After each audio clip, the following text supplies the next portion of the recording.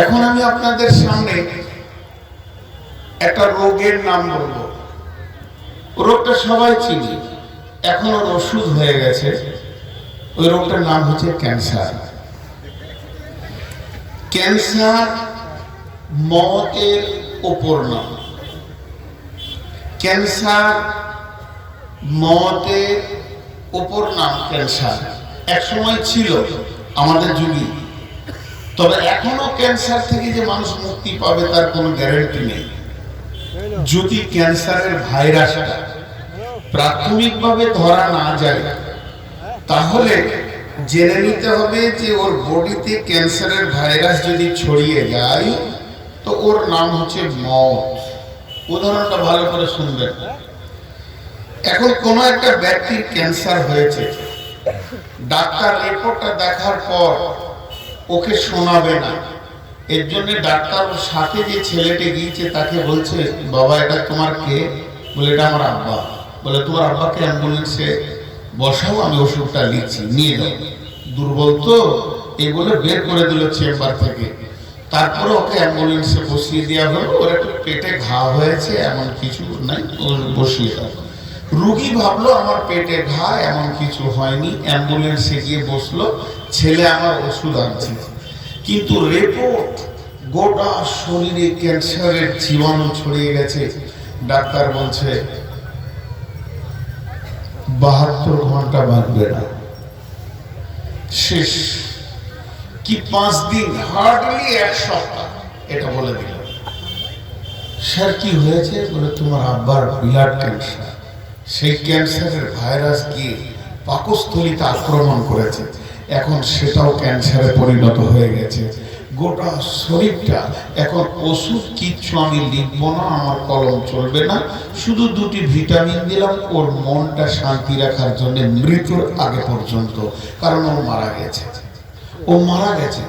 ছেলেটা আস্তে আস্তে সারা রাস্তায় অ্যাম্বুলেন্সে ভাবছে আমার আব্বা আজকে সোমবার গেল, আগামী সোমবার আমাকে মাটি দিতে হবে। আবার দেখছে একবার করে, আবার ভাবছে, চোখে পানি আসছে, বুঝতে দিছে না।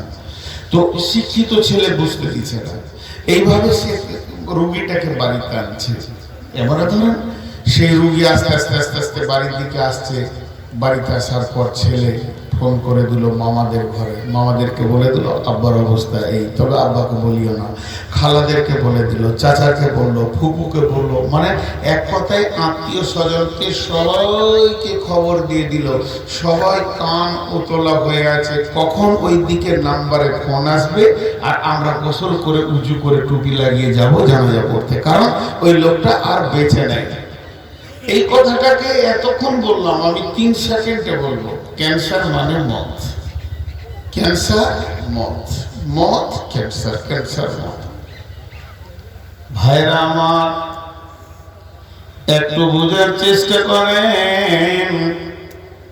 ক্যান্সার মানুষকে কবরে নিয়ে যায়। ক্যান্সার এমন একটি রোগ মানুষকে কবরে পৌঁছে দেবে, কিন্তু পৃথিবীর কেউ বলতে পারবে না ক্যান্সার মানুষকে জাহান্নামে পৌঁছে দেবে। এ কথা বলার কারো ক্ষমতা নাই।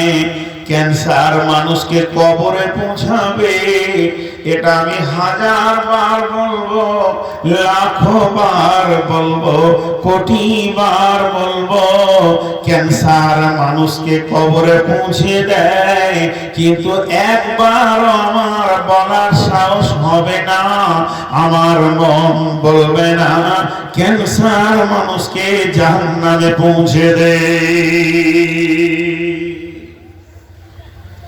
কথাটা জমা রাখেন, অনেক উচ্চাঙ্গের কথা হলো। একটা হলো দেহ আর একটা আত্মা। দেহের রোগ হচ্ছে ক্যান্সার। দেহতে যদি ক্যান্সারের ভাইরাসের জীবাণু পাকিয়ে দেয়, নির্ঘাত ঠিকানা কবর। আর ইমানের ক্যান্সার, আত্মার ক্যান্সার হচ্ছে অলসতা। অলসতা খামকা বসে থাকা, কাজে নাই কাজ খুঁজে না। অলসতা কত বড় ক্যান্সার।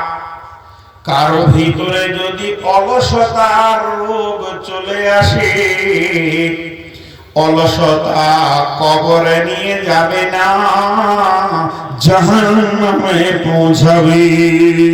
কোরআন বলছে অলসতা এত মারাত্মক রোগ, অলসতা এত খতরনাক রোগ, অলসতা এত ভয়ানক রোগ।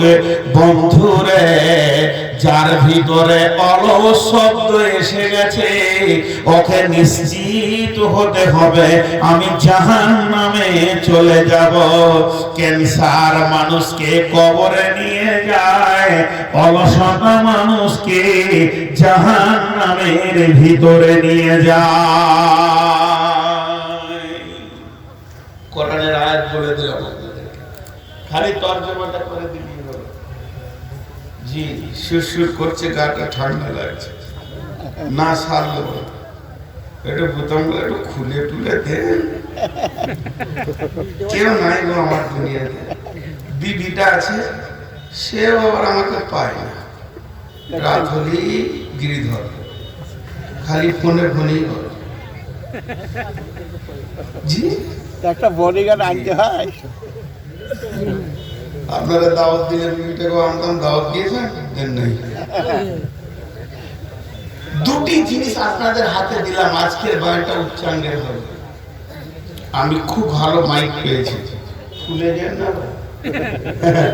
বাস্ত হয়ে যাবে। তো ধৈর্য ধরেন, এই ভূমিকাটা শুনেন। অলসতা মানুষকে জাহান্নামে নিয়ে যায়, ক্যান্সার মানুষকে কবরে নিয়ে যায়, অলসতা মানুষকে জাহান্নামে নিয়ে যায়। কে বললেন? আল্লাহ বলেছেন। চলেন সূরা আরাফ থেকে যে আয়াতটা আমি তেলাওয়াত করেছি, যদি শুধু ওই আয়াতটা তাফসীর করি তো 5 ঘন্টা লাগবে। রব্বুল আলামিন বলছেন, ওয়ালাকাদ জারানা লিজাহান্নামা কাসীরাম মিনাল জিন্নি ওয়াল ইনসি লাহুম কুলুবুন লা ইয়াফকাহুনা বিহা ওয়ালাহুম আয়ুনুন লা ইউবসিরুনা বিহা ওয়ালাহুম আযানুন লা ইয়াসমাউনা বিহা উলাইকা কালআনআম বাল হুম আদাল উলাইকা হুমুল গাফিলুন উলাইকা হুমুল গাফিলুন উলাইকা হুমুল গাফিলুন। মা আমার, বোন আমার, বেটি আমার, আল্লাহ আয়াতটা শুরু করেছে জাহান্নামের লকড়ি শব্দ দিয়ে। আপনার ঘরে কাঠ জমা করা আছে, পাটের খড়ি জমা করা আছে, কেন না এগুলো রান্না করার ইন্ধন লকড়ি। একে দিয়ে চুলার আগুনকে দাও দাও করে জ্বালিয়ে রান্না বানাবো। তো আমার আল্লাহ বলছেন, অনেক জিন আর অনেক মানুষকে দিয়ে আমি জাহান্নামের আগুনকে দাও দাও করে জ্বালাবো, দাও দাও করে জ্বালাবো। কেন? উলাইকা হুমুল গাফিলুন, যেহেতু এরা অলসতায় জীবন কাটিয়েছে, অলসতার কারণে এরা জাহান্নাম যাবে। মাঝে আল্লাহ কি বলছেন? লাহুম কুলুবুন লা ইয়াফকাহুনা বিহা, তাদেরকে আমি দিল দিলাম, দিলের ধাবন শক্তিটা নষ্ট করে দিল। ওয়ালাহুম আয়ুন তাদেরকে আমি চোখ দিলাম, চোখ দিয়ে তারা আমার দ্বীনকে দেখলো না, বুঝলো না। ওয়ালাহুম আযানুন লা ইয়াসমাউনা বিহা, তাদেরকে আমি দুটি কান দিলাম, সেই কানগুলি তারা কাজে লাগালো না, বরং তারা কি করলো? বালহুম উলাইকা কাল আনআম, তাদের জীবনটা চতুষ্পদ প্রাণীর মতো হয়ে গেল।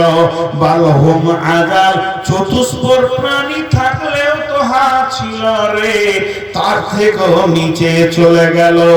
এতগুলি হলো কেন? এতগুলি হলো কেন? এই কাণ্ডগুলি ঘটলো কেন? উলাইকা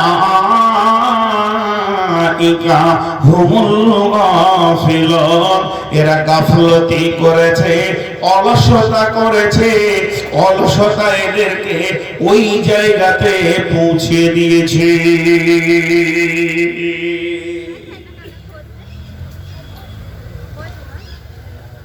একটা ছোট্ট উদাহরণ দিব। আরে দাঁড়িয়ে আছে কেন? আমাকে মারবে? চলে এসো, বসো, বসে ভাই। শোনা মানে বসতে বলে কি করবো, চোখ কান শেষ হয়ে গেছে, ওটাই বাইরে চলছে। এখন একটা উদাহরণ দিচ্ছি, মন দিয়ে শুনে।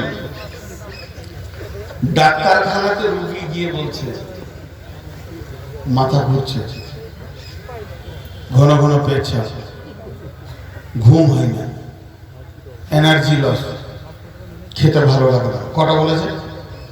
আরেকবার বলছি, মাথা ঘুরছে, এনার্জি লস, ঘুম হয় না, ঘন ঘন পেচ্ছা, খেতে ভালো লাগে না। কয়টা বলেছে? 5টা। ডাক্তার একটা বলে সুগার।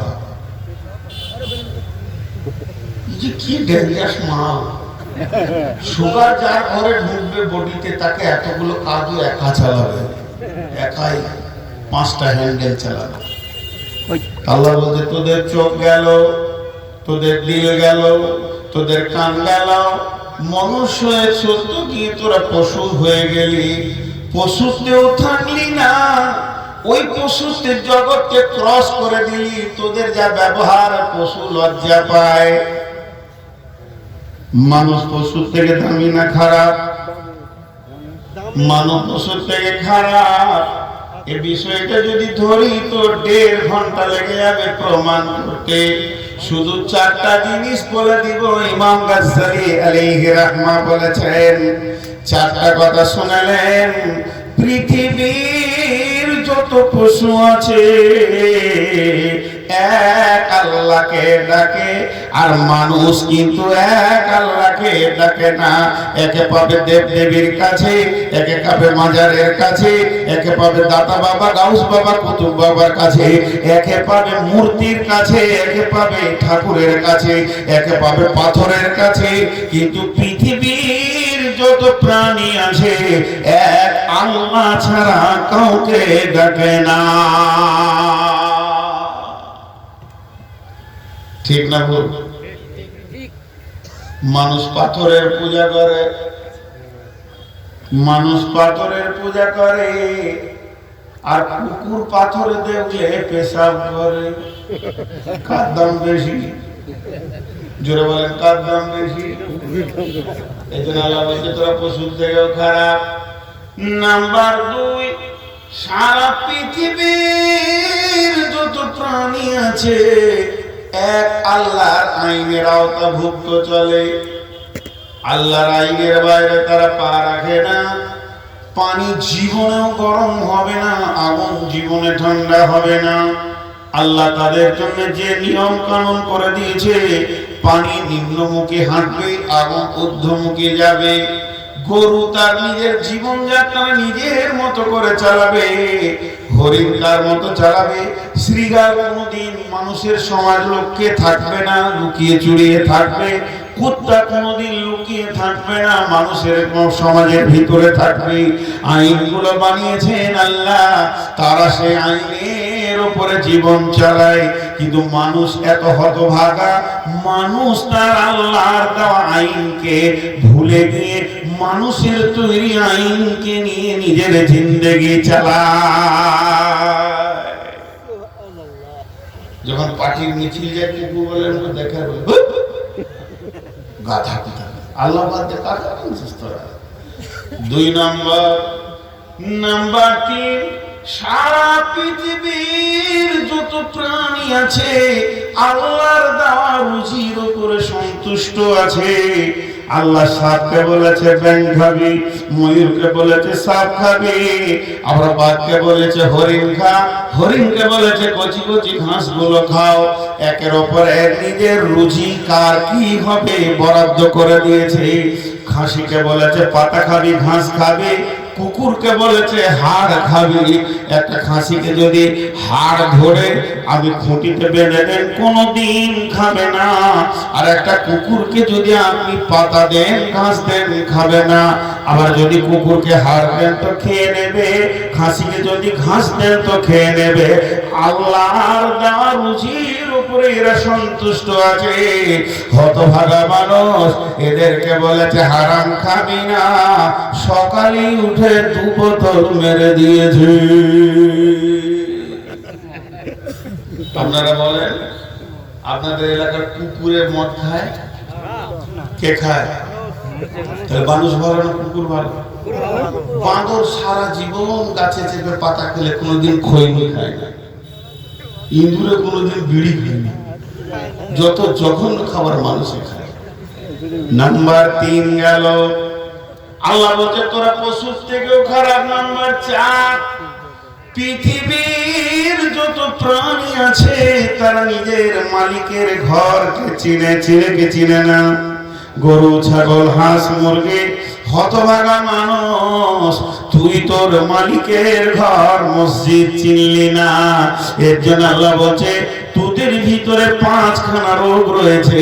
1 নম্বরে তোদের দিলটা নষ্ট, 2 নম্বরে তোদের চোখ নষ্ট, 3 নম্বরে তোদের কান নষ্ট, 4 নম্বরে তোদের মানবতা নষ্ট হয়ে পশুত্বে চলে গেছিস, আর 5 নম্বরে পশুত্বের বর্ডারকে ক্রস করে তারা আরো জঘন্যে চলে গেছিস। কেন কেন কেন আমাদের হালাত এমন হলো? কেন বডিতে 5খানা রোগ? কেন সুগার যেমন 5টা রোগকে একা চালায়, আল্লাহ তাবারাক ওয়া তাআলা বলছেন উলাইকা হুমুল গাফিলুন। অলসতা মানুষকে জঘন্য জায়গায় নিয়ে পৌঁছে দেবে। অতএব যার ভিতরে অলসতা এসে গেছে তাকে জেনে নিতে হবে জাহান্নাম ছাড়া আমার জায়গা নাই। আর যার ভিতরে ক্যান্সার এসেছে তাকে জেনে নিতে হবে কবরে এবার আমার যাওয়ার পালা পড়ে গেছে। 2টি রোগের 2টি জায়গা, ক্যান্সার নিয়ে যাবে কবরে, অলসতা নিয়ে যাবে জাহান্নামে। বরং ক্যান্সার হওয়া ভালো, অলসতা যেন আমাদের ভিতরে না আসে। এর থেকেও ক্যান্সার অনেক ভালো। ঈমানের সঙ্গে মরে যাওয়া ভালো, বেঈমান হালাতে বেঁচে থেকে কোনো লাভ হবে না।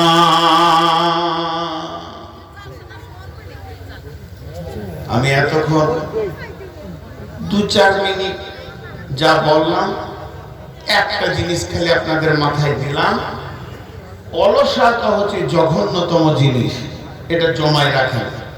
আমি আর একটা অ্যাঙ্গেল নিয়ে আসবো, তারপরে হাদিসের দিকে যাব। আর একটা অ্যাঙ্গেল, এটা আপনাদেরকে জমা রাখতে বলছি, 2-5 মিনিট জমা রাখেন। আর একটা বয়ান যদি না নিয়ে এসে এর সঙ্গে জুড়ি, নেগেটিভ তারটা এনে রেখে দিলাম, পজিটিভ তারটাকে নিয়ে আসি, তারপরে বাল্ব জ্বেলে দিব। পজিটিভ তারটার দিকে এবার আসেন। বিসমিল্লাহির রহমানির রহিম। وعن ميمون الأوردي قال يعظ رسول الله صلى الله عليه وسلم। সাহাবীটার নাম মাইমুনিল আওরাদি। তিনি বলছেন বিশ্ব নবী আমাকে ওয়াজ করেছেন, ওসিয়ত করেছেন। আমাকে বিশ্ব নবী বললেন মাইমুনিল আওরিদি রে ইগতানিম খামসান কামলা খামসিন, পৃথিবীর বুকে 5টা জিনিস এমন নিয়ামত আছে, এটাকে তুমি গানিমত মনে করো, এটাকে তুমি দামি জিনিস মনে করো। 5টা জিনিস আসার আগে এটাকে তুমি জড়িয়ে ধরো। খবরদার গাফলতির কারণে যেন হাতছাড়া না হয়ে যায়। যদি হাতছাড়া হয়ে যায় মাথা ঠুকেও আর তুমি দ্বিতীয়বার পাবে না। আল্লাহ তাবারাক ওয়া তাআলা সূরা আনআমের ভিতরে বলেছেন, যালিকুম ওয়াসাকুম বিহি লাআল্লাকুম তাকিলুন, যালিকুম ওয়াসাকুম বিহি লাআল্লাকুম তাযাক্কারুন, যালিকুম ওয়াসাকুম বিহি লাআল্লাকুম তাত্তাকুন। একটা দুটো 5টা কথা বলে আল্লাহ বলছেন, ও আমার গোলামেরে, আমি তোমাদেরকে ওসিয়ত করলাম, আমি তোমাদেরকে জ্ঞান দিলাম, যদি তোমরা বিবেক থাকে তো লাভ করে নিতে পারবে। ও আমার গোলামের দল, আমি তোমাদেরকে 5টা ওসিয়ত করলাম, যদি তোমাদের স্মরণ থাকে তো কাজে লাগবে। ও আমার গোলামের দল, আমার এই 10খানা ওসিয়ত তুমি কাজে লাগাতে পারবে যদি তোমার ভিতরে আমার ভয় থাকে, আমি আল্লাহকে ভয় করো, তাহলে তুমি কাজে লাগিয়ে দিতে পারবে। এক সময় আল্লাহ ওসিয়ত করেছেন, কোন সময় আপনার কিনা আমার রাসূল সাল্লাল্লাহু আলাইহি ওয়াসাল্লাম ওসিয়ত করেছেন, কোন সময় আপনাকে আপনার আব্বা ওসিয়ত করবে, বেটা এটা করো এটা করিও না। কোন সময় দেখবেন আপনাকে আপনার বন্ধু ওসিয়ত করছে, কোন সময় মা করবে, কোন সময় মাস্টার করবে, ইমাম সাহেব করবে। তো ওসিয়তকে যে গ্রহণ করে নিতে পারবে, ভালো ওসিয়ত গুলোকে যে নিজের হৃদয়ে বেঁধে নিতে পারবে, সেই পৃথিবীর বুকে সাকসেস হবে। বিশ্বজোড়া পাঠশালা মোর সবার আমি ছাত্র, ওই লোকটা দামি হতে পারবে যে ওসিয়তকে গ্রহণ করবে। আল্লাহ তাবারাক ওয়া তাআলা ওসিয়তকে সামনে রেখে একটা কোরআনের সূরা নাযিল করে দিলেন। সূরাটার নাম হচ্ছে সূরাতুল লুকমান। কেন লোকমান হাকিমের এই সূরা? লোকমান হাকিম এই সূরাটা কেন আল্লাহকে ভালো লাগলো? লোকমান হাকিম কোন নবী নন, একজন বড় বাদশা এবং হিকমতওয়ালা মানুষ ছিলেন। তার কথাগুলো আল্লাহ কোরআনের ভিতরে কোটেশন করে দিলেন। কেন? হযরত লোকমান হাকিম একদিন তার ছেলেকে বসে ওসিয়ত করছে, বেটা খবরদার তুমি আল্লাহর সঙ্গে শরীক করিও না। আল্লাহর সঙ্গে শরীক করা বড় অন্ধতা, বড় জুলুম। দ্বিতীয়তে বলছে, বেটা রে পৃথিবীর বুকে দাম্ভ করে হাঁটিও না, অহংকার তোমাকে চুরমার করে দেবে। তৃতীয় নম্বর বলছে, বেটা গাধার মতো চিৎকার করে কথা বলিও না, কর্কশ কণ্ঠ হচ্ছে গাধার, জাহান্নামীরা গাধার মতো চিৎকার করে কথা বলবে। এইভাবে বাপ বেটাকে বসিয়ে একটা একটা একটা একটা করে দুনিয়ার ওসিয়ত করেছে।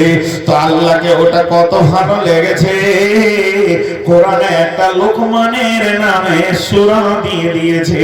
আর এখান থেকে বলতে চাইছে, ও পৃথিবীর পিতার দল, তুমি তোমার পুত্রকে ওসিয়ত করো যেমন লোকমান হাকিম করেছে।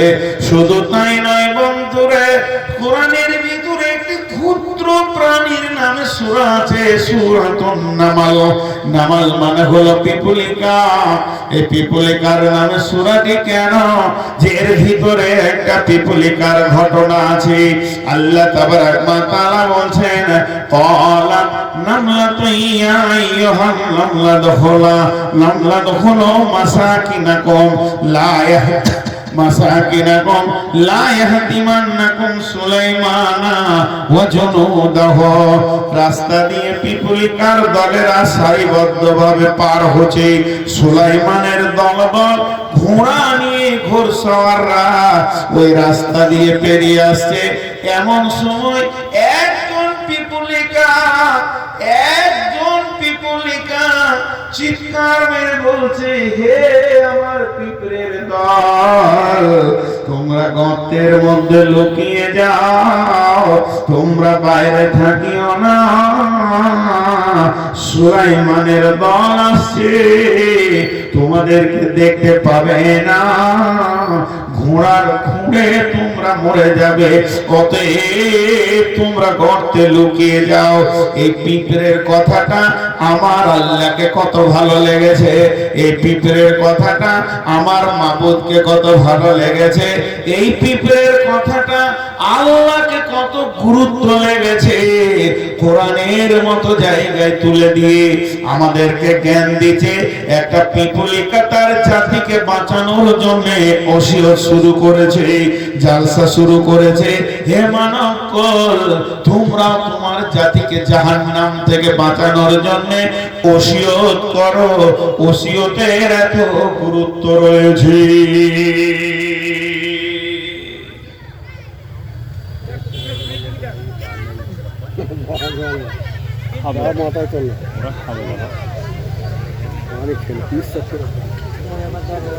ভাইয়া, একটা চ্যাপ্টার আপনাদের কাছে আমি জমা রেখেছি, সেটা হচ্ছে গাফিল জাহান্নাম যাবে, কোরআনের আয়াত দিয়ে। এখন শুরু করেছি ওসিয়ত। অনেক সাহাবীর ওসিয়ত আছে। ওসিয়তের মূল্য মানুষের উপরে মানদণ্ড করে। লোকটা যত জমি, তার ওসিয়তের মূল্য তত বেশি। বুঝে আসছে? লোকটা যত দামি, এটা আলিমের ওসিয়ত, এটা রাখালের ওসিয়ত বরাবর হয় না। আবার একটা নবীর ওসিয়ত, একটা আলিমের ওসিয়ত বরাবর হয় না। একটা সাধারণ নবীর ওসিয়ত, বিশ্ব নবীর ওসিয়ত বরাবর হয় না। আর বিশ্ব নবীর ওসিয়ত আর আল্লাহর ওসিয়ত বরাবর হয় না। যেমন ওসিয়তের ব্যক্তিত্ব, তার ওসিয়তের মূল্য তত। এখন একটা সাহাবীর কথা আপনাদের সামনে আমি তুলে ধরবো, তারপরে ওই যে পেছনের কথাটাকে এর সঙ্গে জোর দিব। সাহাবী, জি ভাই, আপনাদের বিরক্ত লাগছে নাকি? তো মুখ খুলেন না কেন? বিরক্ত লাগছে নাকি? সাহাবীটার নাম আমর বিন আস রাদিয়াল্লাহু তাআলা আনহু। ইনি একজন বিখ্যাত সাহাবী। হুদাইবিয়ার সন্ধির পর বিশ্ব নবী যখন মক্কা থেকে উমরা করে ফিরলেন, তখন আমর বিন আস আর খালিদ বিন ওয়ালিদ ইসলাম কবুল করলেন। সাথে আর একজন সাহাবী ছিলেন। তিনজন একই সঙ্গে ইসলামের ছায়াতলে আসলেন, কালেমা শাহাদাতের সাক্ষী দিলেন। এই আমর বিন আস এর একটা অভ্যাস ছিল। একটা মানুষের একটা অভ্যাস থাকে। এর অভ্যাসটা শুনে নেন কি ছিল।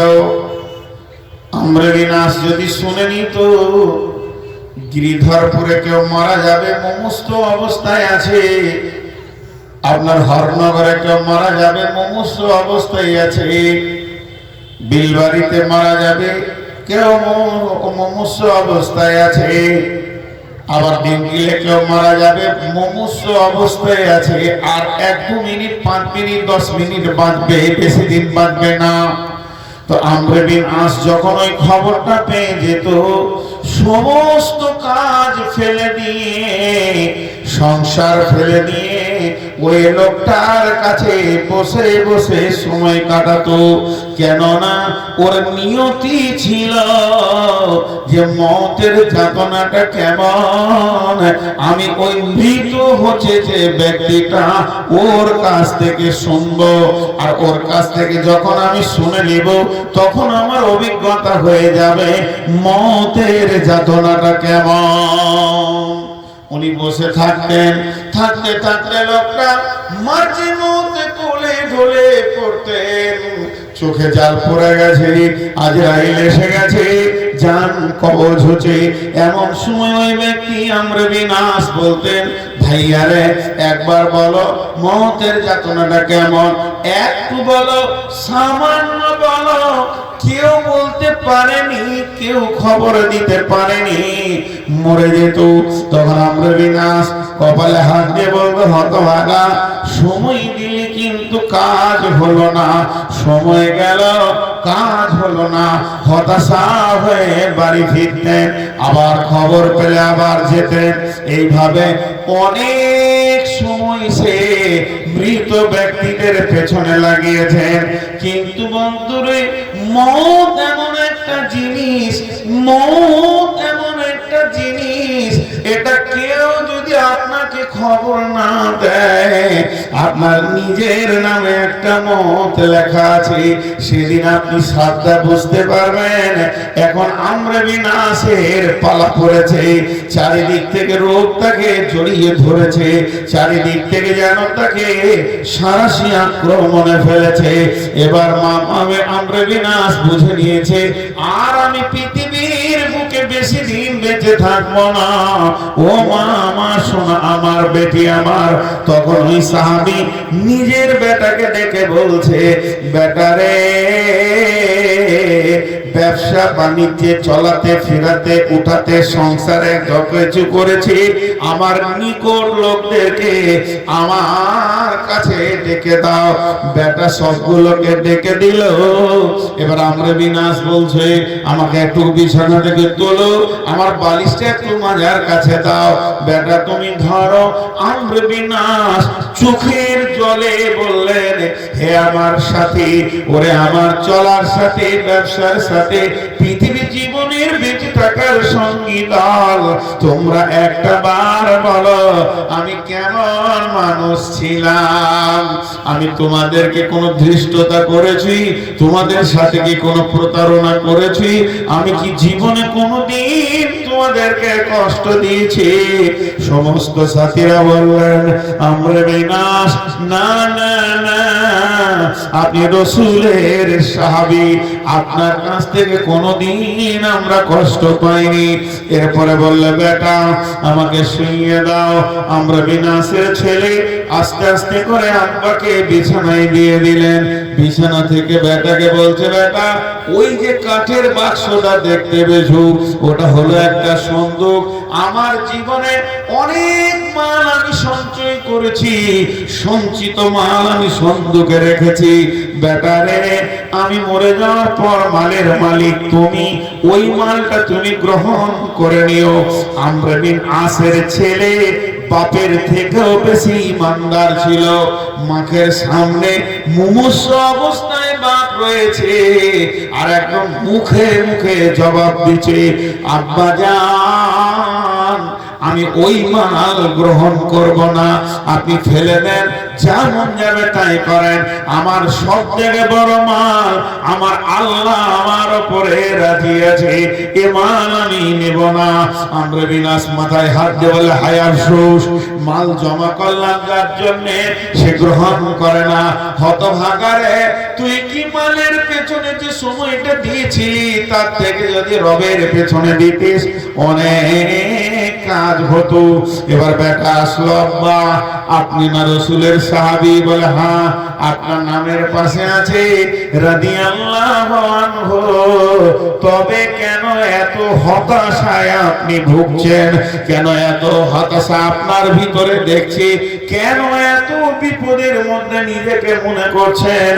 আপনি রাসূলের সাহাবী, আপনার নামের পাশে আছে আমর বিনাস রাদিয়াল্লাহু তাআলা আনহু। তখন আমর বিনাস বলছে, এটা শোন, তাহলে এবার তুই তোর বাপের ইতিহাসটা লে, তোর বাপের পরিচয়টা নে। ও আমার বেটা, আমি পরিচয় দিছি, তুই ধ্যানের সঙ্গে ঘটনাটা মন দিয়ে শোনেন, আর 2 মিনিটও নাই। কিন্তু একজন আমাকে চালাতে শুরু করেছে, প্রথম থেকে ওই লাইটটা জ্বালিয়ে রেখেছে। যখনই কোনো বাইককে সুন্দর করে গোছিয়ে ধরছি, তখন ও মোবাইলটা দিয়ে বলছে, তোর ব্যবস্থা আমি রেখেছি। আজ আল্লাহ ওনাকে মাফ করুন, ওনাকে হেদায়েত দান করুন এবং ওনাকে সহি বুঝ দান করুন। তো ভাই আমর বিন আস কত যুক্তি সম্পূর্ণ কথা বলছে, এবার শোনেন। আমরা কোনোদিন নিজের ইতিহাস নিজের বেটাকে বলেছি তোর বাপ কি, পরিচয়টা দে, কিভাবে পৃথিবী করলাম? বলি না, শরম লাগে, লজ্জা লাগে। কেন? ইতিহাস নিয়ে চরিত্রকে খুলে বলতে পারবো কি করে? চরিত্র যে ভালো নয়। আমর বিন আস বলছে, বেটা বস, তোর বাপের পরিচয় তুই নে, তোর বাপের পরিচয় তুই তোর বাপের মুখ থেকেই নেই। কথাগুলো কত ওজন দেখেন, 3-4টা ওজনদার কথা বলবে, আপনাদেরকে শোনাই, খুব অল্প সময় লাগবে। বেটা তোর বাপের জীবনটা টোটাল 3 দিয়ে ভাগ কর। তোর বাপের কালার ছিল 3টি, জীবনে সে 3টি অধ্যায় পাস করেছে, যে মতের দরজায় এসে পৌঁছেছে। নাম্বার 1, আরবের বুকে মক্কা মদিনায় যতগুলো রসুলের দুশমন ছিল, আমার মতো কঠিন দুশমন কেউ নাই। আমি তো তালোয়ার কোন সময় খাপটা লাগাইনি, খাপ ছুঁড়ে ফেলে দিয়ে তালোয়ারটাকে নিয়ে মদিনার গলিতে গলিতে খালি ঘুরেছি, নিশাখর ব্যক্তির মতো, মাতালের মতো। একটাই ধ্যান খালি আমার মাথাতে গিজ গিজ গিজ গিজ করত, কখন আমি রসুলের মাথাটা গর্দন থেকে নামিয়ে দেব। এর মতো বড় দুশ্মন আমার পৃথিবীর বুকে কেউ নাই। শুধু এই ধ্যানে জ্ঞানে অনেক লম্বা টাইম অতিবাহিত করে ফেলেছি। সেই অবস্থায় যদি আমার মত হতো, বেটারে আমি হতাশা হতাম না, বরং নিশ্চিত ছিলাম যে আমি জাহান্নামের যাত্রী, আমি জাহান্নামের ভিতরে ঢুকছি। বেটারে যেদিন আমি কালেমা পড়ার নিয়ত করে বের হলাম এবং রসুলের কাছে এসে বললাম, ইয়া রাসূলুল্লাহ, ইয়া হাবিবাল্লাহ, আমি কালেমা পড়ে দ্বীন ইসলাম গ্রহণ করব। আর একজন ছিল খালিদ বিন ওলীদ। খালিদ বিন ওলীদের সঙ্গে আর একজন সাহাবীটার নাম ভুলে গেলাম। তারা মদিনায় ঢোকার আগে 3 জনে এক জায়গায় হয়ে রসুলের কাছে যাচ্ছেন কালেমা পড়তে। বিশ্বনবী যখন শুনলেন খালিদ বিন ওলীদের মতো বীর একজন মক্কা থেকে আসছে শুধু কালেমা পড়ার উদ্দেশ্যে, আল্লাহর নবী যখন 3 জনকে দেখে নিলেন, চট করে উঠে গিয়ে নবীজি হাত বাড়ালেন। খালিদ বিন ওলীদ এবং আর একজন সাহাবী আর আমর বিন আস সেদিন দ্বীন ইসলামের ছায়া তলে আসছে। খালিদ বিন ওলীদ বিশ্ব নবীকে বললেন, ও দয়ার নবী গো, আপনি আমার জন্য দোয়া করেন যেন রব আমাকে মাফ করে দেয়। কারণ ইতিহাসবিদরা বলেন উহুদের যুদ্ধে খালিদ বিন ওলীদ আবু সুফিয়ানের সঙ্গে ছিল। আল্লাহর নবীকে তুলে আছাড় যে মেরেছিল সেটাকে খালিদ বিন ওলীদ। সেই খালিদ বিন ওলীদ বিশ্ব নবীকে আবদার করলেন, ইয়া রাসূলুল্লাহ, আপনি আমার গুনাহ মাফের জন্য আল্লাহর কাছে হাত তুলে দোয়া করেন। বিশ্ব নবী বললেন, খালিদ বিন ওলীদ রে, তুমি যখন কালেমা শাহাদাত পড়েছো তখনই তোমার গুনাহ মাফ হয়ে গেছে। খালিদ বিন ওলীদ বললেন, ইয়া রাসূলুল্লাহ, আপনি যা বলছেন তা সত্য, তবে আমার সামনে একবার দোয়া করেন, আমার আত্মার ভিতরে একটা শান্তি বিরাজ করবে। বিশ্ব নবী দোয়া করলেন। এরপরে বলা করেছে আমর বিন আস। নবীজি বললেন, আমর বিন আস তোমার হাতটা দাও। আমর বিন আস হাত বাড়াতে গিয়ে হাত টেনে নিলেন। নবীজি বললেন, আমর বিন আস, তুমি তো কালেমা পড়ার জন্য এসেছো, তবে কেন তুমি হাত টেনে নিলে আমার বুঝে আসছে না। আমর বিন আস আর থাকতে পারলেন না, চোখের জলে বলতে শুরু করলেন, ও দয়ার নবী, ও আখির নবী, আমি নিজের ব্যাপারে নিজেকে নিশ্চিত করতে পারছি না, এর জন্য আমি হাত টেনে নিলাম। বিশ্বনবী বলছেন, কি ব্যাপারে, কোন বিষয়ে তুমি নিশ্চিত হতে পারছো না? আল্লাহর নবীকে বলছেন, ইয়া রাসূলুল্লাহ, আমার জীবনের সবথেকে লম্বা টাইমটা আপনার বিরুদ্ধে লাগিয়ে দিয়েছে, আপনার গর্দন কাটার জন্য লাগিয়ে দিয়েছে। ইয়া রাসূলুল্লাহ, আমার জীবনে মূল্যবান টাইমটাকে আপনার বিরুদ্ধে ব্যয় করেছে। আমার মন আমাকে বলছে, আমরা বিনাশ রে, তোর পেছনে বড় বড় আকাশ চুম্বি পাহাড় রয়েছে গুনার, এই গুনার পাহাড়গুলোর ব্যাপারে তুই ভাব। ইয়া রাসূলুল্লাহ, সেই গুনাহগুলোকে আমাকে, সেই গুনাহগুলি আমাকে পোকার মতো কিরে কিরে খাচ্ছে, এর জন্য আমি হাত টেনে নিলাম। বিশ্বনবী গো, একবার ওই গুনার ব্যাপারে আপনি আমাকে নিশ্চিত করে দেন। বিশ্বনবী বললেন, হে আমরের বিনাশ, তুমি কি জানো না পৃথিবীতে এমন তিনখানা আমল আছে, মানুষের সমস্ত গুনাহ ধুয়ে মুছে মাসুম বাচ্চা হয়ে যায়। এক নম্বর হলো হজ্জে মাবরুর, কেউ যদি হজ করতে যায় আল্লাহর কাছে কবুল হয়ে যায়, তো ওর গুনাহগুলি ধুয়ে মুছে মাসুম বাচ্চা হয়ে যায়। দুই নম্বর হলো কেউ যদি ঈমানকে বাঁচানোর জন্য, এখানে ঈমান বাঁচছে না, আমার ভাই মাতাল, আমার ভাই পুরা হলো চোর,